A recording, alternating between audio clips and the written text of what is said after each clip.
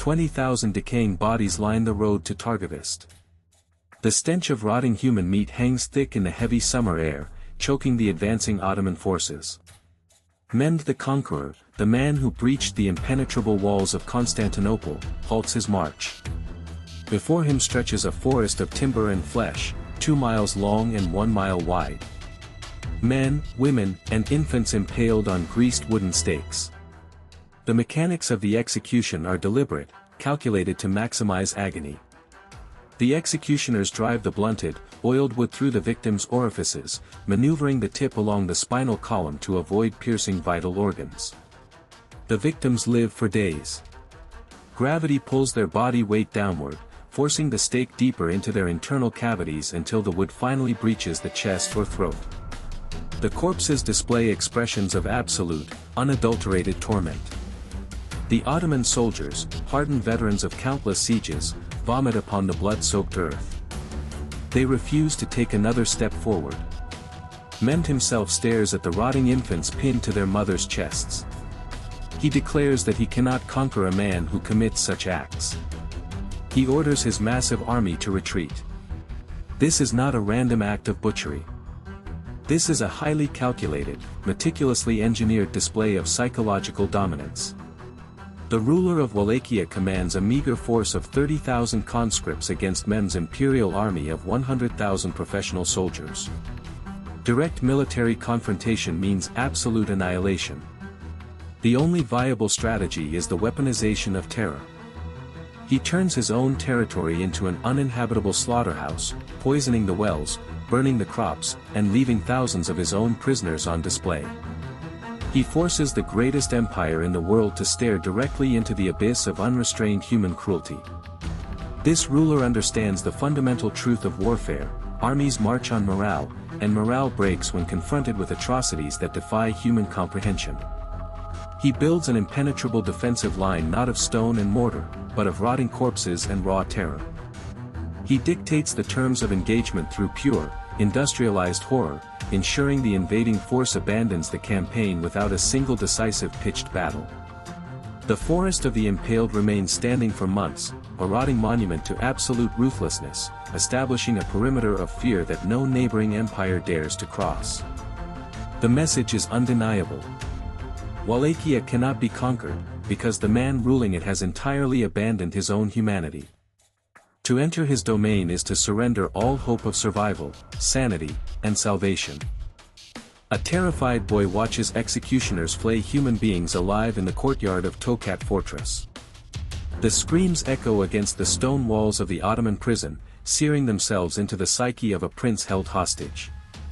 The young royal, alongside his younger brother Radu, exists as human collateral, surrendered by their own father to guarantee Wallachian compliance with the Sultan's demands.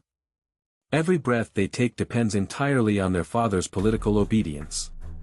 The Ottoman court is a masterclass in psychological subjugation and institutionalized cruelty. The captors ensure the hostage princes witness specific methods of state-sanctioned torture. They observe the blinding of traitors, the slow dismemberment of enemies, and the precise, agonizing application of the impalement stake. The captors intend to break their spirits, to forge them into obedient vassal rulers who will one day manage the buffer state of Wallachia for the empire. Instead, they unknowingly forge a sociopath. While Radu succumbs to the pressure, converting to Islam and aligning himself with the Sultan, his older brother absorbs the violence. He studies the mechanics of terror. He learns that sheer brutality is the ultimate currency of power. The trauma compounds when news arrives from his homeland. The Wallachian boyars, the wealthy aristocratic class sworn to protect the royal family, have betrayed them. These nobles orchestrate the assassination of the boy's father in the marshes of Baltini. They do not merely kill his older brother, Mircea. They torture him, blind him with red-hot iron pokers, and bury him alive. The hostage prince receives this intelligence in isolation. He realizes that the Ottoman captors are his enemies, but his own people are treacherous vipers. This dual betrayal shatters any remaining trace of human empathy. He understands that absolute cruelty is not merely a tool for warfare, it is a prerequisite for survival. To rule Wallachia, surrounded by an expansionist Islamic empire to the south and opportunistic Christian kingdoms to the north, requires a ruler who is more terrifying than any external threat. The boyars view the throne as a rotating seat, installing weak princes they can control and murdering them when they become inconvenient. The prince vows to annihilate this cycle. He will return to his fractured homeland not as a diplomat, but as an executioner. The psychological damage inflicted by the Ottoman court and the political betrayal of his own nobles create a perfect storm of retaliatory violence. The hostage leaves the fortress fundamentally altered. He carries with him an obsessive, unyielding determination to impose absolute order through uncompromising, indiscriminate bloodshed. The seed of the impaler has taken root. The heavy oak doors of the royal dining hall slam shut, sealing 500 aristocrats inside. The Easter feast transforms instantly from a diplomatic gathering into a meticulously orchestrated trap. The boyars, dressed in their finest silks and jewels, choke on their wine as armed guards surround the tables. The new ruler of Wallachia sits at the head of the hall, analyzing the faces of the men who betrayed his father and buried his brother alive. He demands to know how many princes each noble has outlived. The older men proudly recount serving under multiple rulers, exposing their own treachery and confirming that they treat the Wallachian throne as a disposable asset. The sentence is immediate. The guards drag the older aristocrats and their wives out of the banquet hall. Outside the city walls of Targovist, the executioners have already prepared hundreds of sharpened wooden stakes. The screams of the older generation echo through the night as they are impaled, their wealth confiscated to fund a new mercenary army. The mass execution eliminates the political opposition in a single, devastating stroke. However, the younger, able-bodied nobles face a fate arguably worse than immediate death. The guards chain the remaining aristocrats, stripping them of their fine garments and forcing them into a brutal death march. They march 50 miles through the treacherous, jagged terrain of the Carpathian Mountains. Their destination is a sheer, isolated peak above the Argesh River. Here, the ruler forces the pampered elite to become manual laborers. They must haul massive stones up the vertical cliff face to construct his impregnable fortress of Poenary. The psychological shock is profound. Men who have never performed a day of physical labor are pushed past the limits of human endurance. The guards whip them constantly, offering no reprieve for exhaustion. The construction continues relentlessly through the changing seasons. The aristocrats' silk clothing rots completely off their bodies, leaving them to work naked in the freezing mountain winds and blistering sun. Those who collapse from exhaustion or starvation are immediately thrown off the precipice to shatter on the rocks below. The ruler watches the fortress rise from the blood and broken spines of his domestic enemies.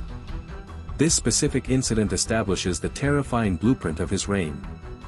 He does not merely kill those who oppose him, he weaponizes their bodies, extracting total utilitarian value from their suffering before discarding their corpses. The boyar class is broken. The survivors of the Poenary construction project are reduced to mindless, terrified shells, ensuring absolute domestic compliance. The ruler secures internal stability not through political negotiation, but by proving he is capable of atrocities that even his most ruthless enemies could never comprehend. The prosperous Saxon merchants of Transylvania hold a stranglehold on the regional economy. Operating from heavily fortified cities like Kronstadt and Hermannstadt, these Germanic settlers control the vital trade routes passing through the Carpathian Mountains. They dictate tariffs, manipulate silver prices, and actively fund rival claimants to the Wallachian throne. They perceive the Wallachian ruler not as a sovereign, but as an expendable puppet blocking their commercial expansion. This economic warfare threatens the financial stability necessary to maintain an independent standing army. The ruler recognizes that economic embargoes are simply a bloodless form of siege warfare. He responds with unrestrained violence.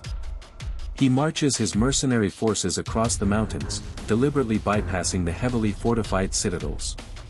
Instead, he systematically targets the unprotected agricultural villages surrounding Kronstadt. On St. Bartholomew's Day, he launches a meticulously coordinated raid. His soldiers burn the grain reserves, slaughter the livestock, and capture thousands of Saxon civilians. The merchants watch from the safety of their city walls, assuming he will demand a massive silver ransom for the prisoners. They severely miscalculate his objectives. He does not want their money, he wants their absolute psychological surrender. He orders his men to construct a massive grid of execution stakes on the hill overlooking Kronstadt. The entire captured population, men, women, children, and the elderly, are impaled simultaneously. The specific geometric arrangement of the stakes ensures that the dying victims are perfectly visible from the merchants' guild halls. The ruler then orders his servants to prepare a lavish banquet table directly amidst the forest of dying Saxons. He sits and calmly consumes his meal while thousands of human beings writhe in agony around him. The blood of the victims literally pools around the legs of his dining table. The message to the Transylvanian economic elite is devastatingly clear. He will not negotiate trade treaties, and he cannot be manipulated through financial pressure.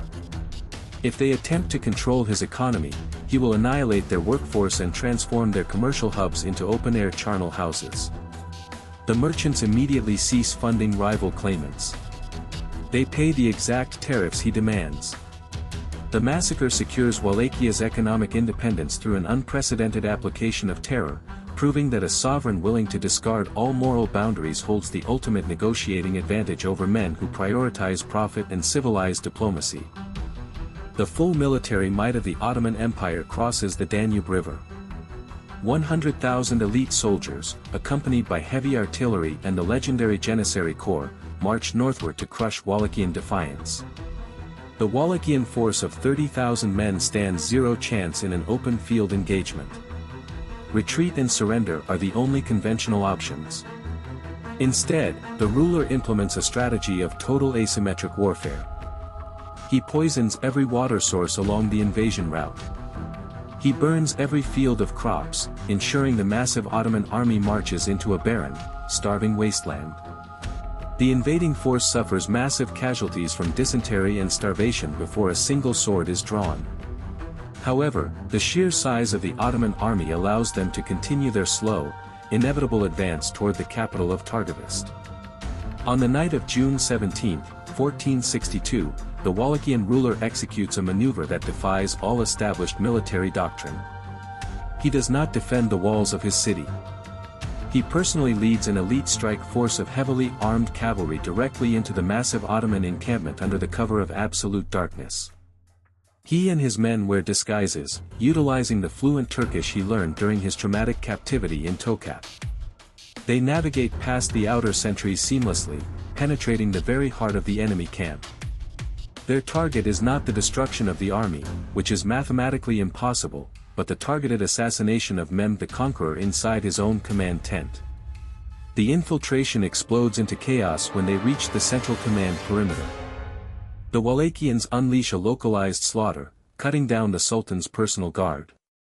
In the pitch blackness, the massive Ottoman force panics. Tens of thousands of soldiers, disoriented and terrified, awaken to the sounds of slaughter within their own perfectly secure camp. Unable to distinguish friend from foe in the dark, the Ottomans begin slaughtering each other. The Wallachian strike force retreats exactly as planned, leaving the imperial army to tear itself apart in the confusion. By dawn, thousands of Ottoman soldiers lie dead, killed by their own comrades.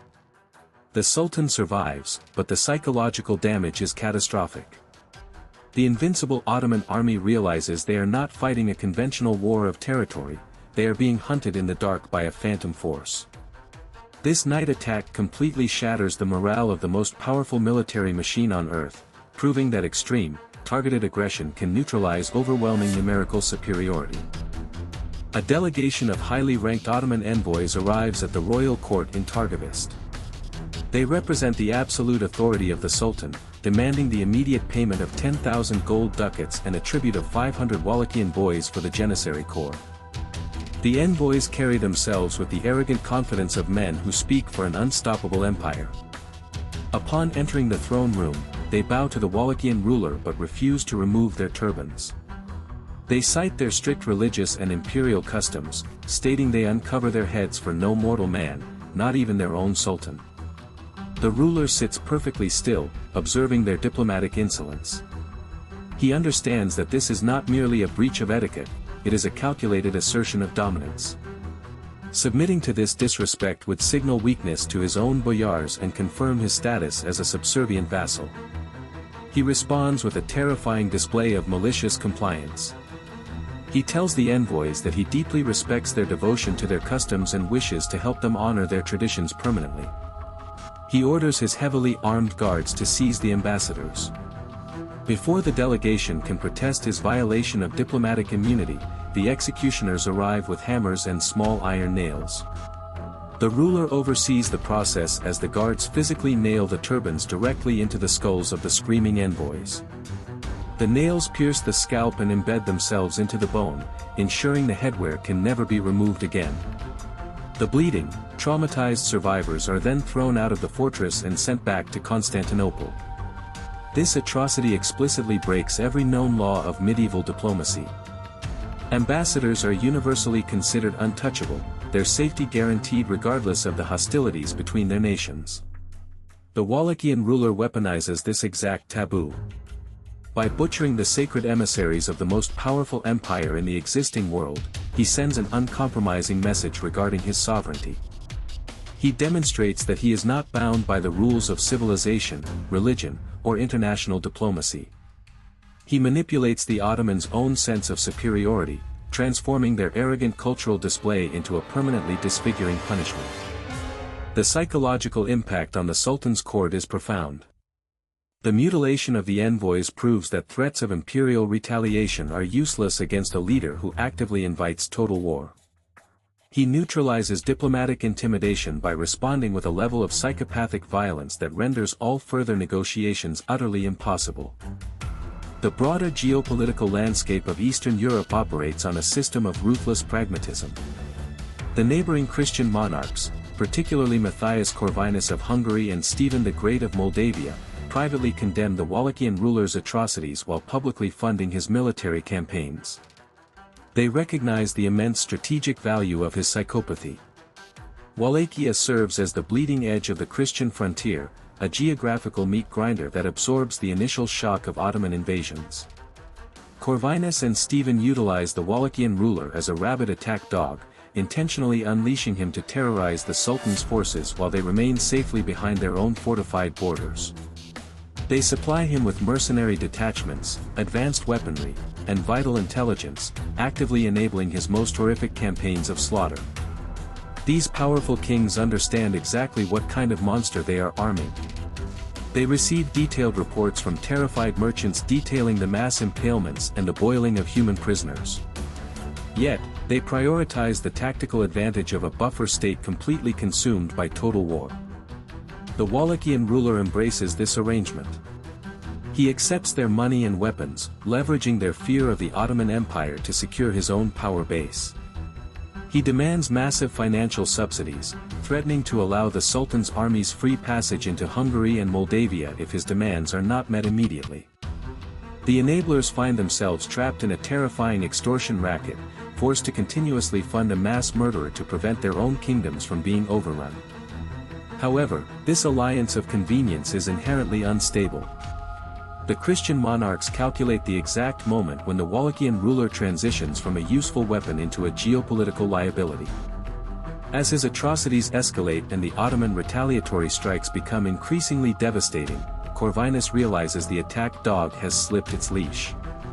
The enablers do not suddenly develop a moral conscience, they simply determine that the financial and diplomatic costs of supporting him now outweigh the military benefits.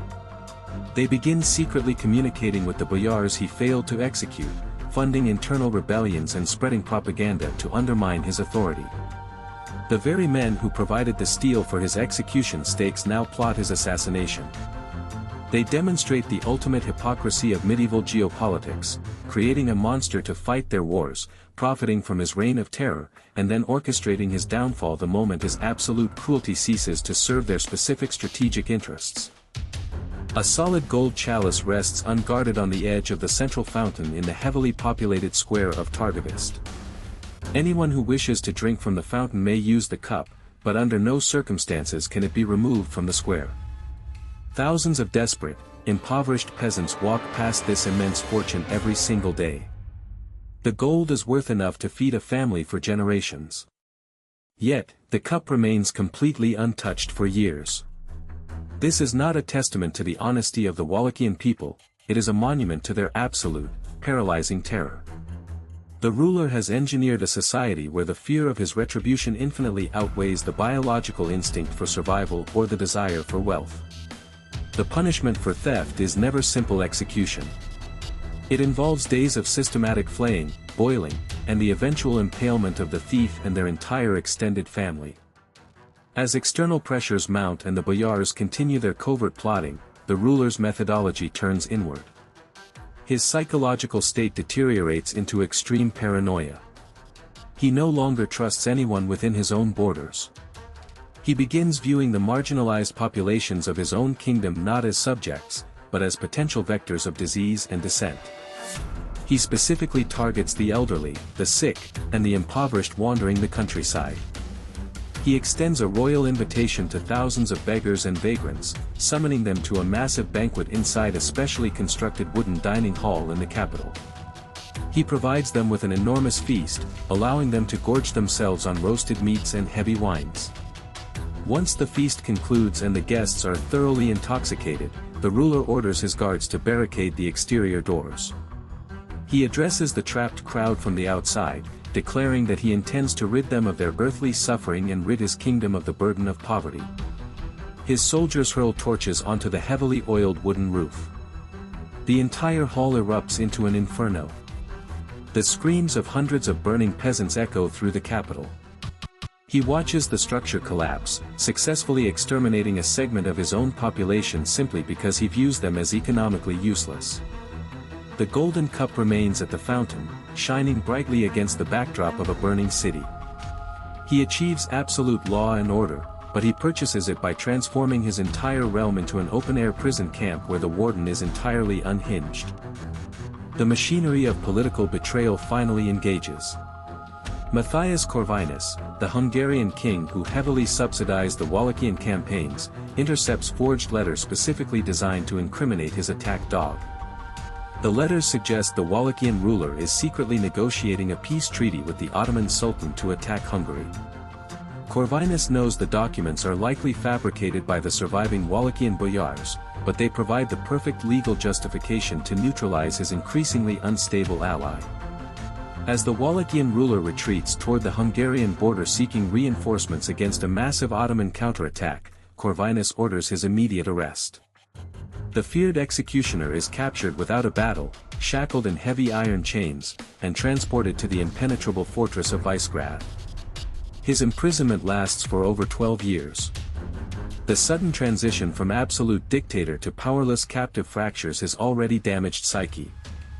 Locked within the stone confines of the Hungarian prison, stripped of his army and his executioners, his obsession with impalement manifests in deeply disturbing ways. He captures the rats scurrying across his cell floor and the birds landing on his window ledge. He painstakingly whittles tiny wooden stakes from scraps of firewood. The prison guards observe in horrified fascination as the former sovereign methodically impales the rodents and birds, recreating his forest of corpses in miniature scale within his cell. He continues to perform his macabre rituals, completely incapable of functioning without inflicting physical agony. Geopolitical necessity eventually forces Corvinus to release him. The Ottoman Empire pushes deeper into Europe, and the Hungarians desperately need their most terrifying weapon back on the battlefield.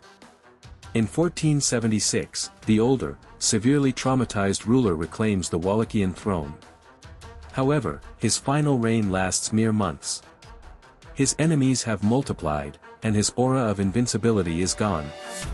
During a chaotic skirmish against Ottoman forces on the road between Bucharest and Giurgiu, he is brutally killed. The exact circumstances remain highly disputed. Some accounts suggest he was assassinated by his own treacherous boyars during the confusion of battle. Others claim he was accidentally struck down by his own mercenary guards in the heavy fog. Regardless of who delivered the fatal blow, his death is immediate and unceremonious. The man who spent a lifetime turning the human body into a canvas of unimaginable suffering is unceremoniously decapitated in the mud, entirely stripped of the terrifying grandeur he commanded in life. The severed head of the Wallachian ruler is not left to rot in the mud. It is carefully washed, preserved in a sealed barrel of sweet honey, and transported hundreds of miles southeast to the imperial capital of Constantinople. Mend the Conqueror, the man who once retreated from the forest of corpses, finally receives the ultimate proof of his adversary's demise. He orders the head to be mounted on a tall wooden spike above the city gates, displaying it to the entire Ottoman population. This gruesome exhibition serves a dual purpose: it proves the invincibility of the Sultan, and it permanently confirms the death of the only man who successfully weaponized absolute terror against the empire. The remaining Wallachian resistance instantly crumbles, the boyars willingly submit to Ottoman vassalage, and the geographical meat grinder finally grinds to a halt. Historical analysis of his reign reveals a terrifying paradox. His methodology was undeniably psychopathic, characterized by industrialized slaughter and unadulterated sadism. Yet, his absolute cruelty achieved exactly what traditional diplomacy and conventional warfare could not. He maintained the political independence of a tiny buffer state wedged between two aggressively expanding empires. He annihilated internal corruption, entirely breaking the power of the treacherous boyar class. He created a perimeter of pure psychological horror that deterred invasions more effectively than any stone wall. The survival of Wallachia during the mid-15th century is inextricably linked to his willingness to commit atrocities that defied human comprehension. He understood that in a world governed by ruthless pragmatism, the most terrifying monster ensures the survival of the state. The location of his physical remains presents the final, unresolved mystery of his brutal existence. Traditional accounts claim that the monks of Snagov Monastery, located on an isolated island surrounded by dark waters, recovered his headless corpse and buried it beneath the stone floor directly in front of the church altar. This location was supposedly chosen so that every priest walking to the altar would step over his grave, eternally punishing his soul for his earthly sins. In 1931, a team of specialized archaeologists completely excavated the burial site at Snagov to definitively identify the remains. They dug through layers of heavy stone and compacted earth, finally breaching the royal tomb. They found scraps of rotting silk, pieces of rusted armor, and fragments of a golden crown. The tomb itself was completely empty,